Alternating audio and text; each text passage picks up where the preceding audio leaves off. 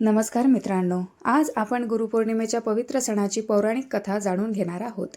आषाढ महिन्यातील गुरुपौर्णिमा म्हणून साजरी केली जाते। याच दिवशी महर्षी वेदव्यासांचा अवतार झाला असे मानले जाते। हिंदू संस्कृतीत गुरुला सर्वोच्च स्थान दिले गेले आहे।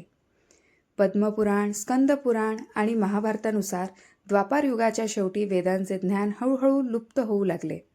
तेव्हा भगवान विष्णूंनी वेदांचे रक्षण करण्यासाठी महर्षी वेदव्यास यांच्या रूपाने अवतार घेतला।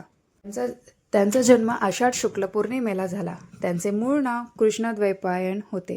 त्यांचा वर्ण सावळा असल्यामुळे त्यांना कृष्ण आणि बेटावर जन्म झाल्यामुळे द्वैपायन असे नाव पडले। असे सांगितले जाते की त्यांचा जन्म यमुना नदीच्या मध्यभागी असलेल्या एका बेटावर झाला होता आणि पौराणिक कथेनुसार एकदा महर्षी पराशर प्रवासासाठी निघाले होते। त्यावेळी त्यांची भेट सत्यवती नावाच्या एका तरुणीशी झाली। ती नाव चालवणाऱ्या मच्छीमाराची मुलगी होती।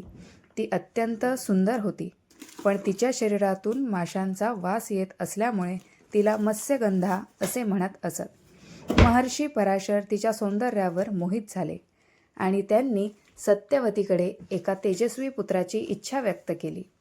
हे ऐकून सत्यवती आश्चर्यचकित झाली।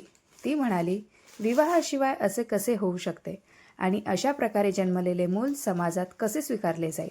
त्यावर महर्षी पराशर म्हणाले, तुझ्या पोटी जन्मणारा पुत्र संपूर्ण जगासाठी महान कार्य करेल। सत्यवतीने त्यांची गोष्ट मान्य केली, पण त्यांच्यासमोर 3 अटी ठेवल्या।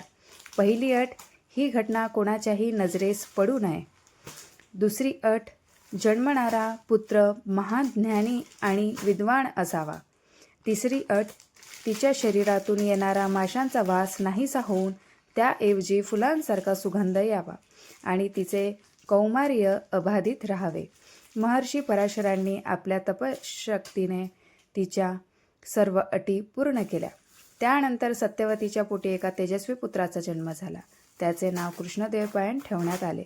पुढे तेच महर्षी वेदव्यास म्हणून संपूर्ण जगात प्रसिद्ध झाले।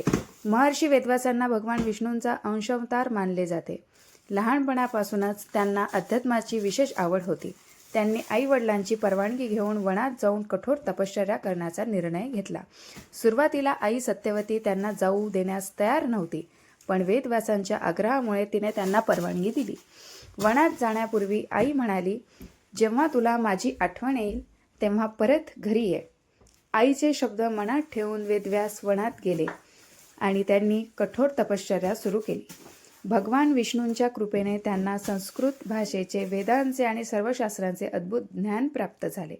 त्यानंतर त्यांनी वेदांचे 4 भाग केले। तसेच महाभारत, 18 महापुराणे आणि ब्रह्मसूत्र यासारख्या महान ग्रंथाची निर्मिती केली।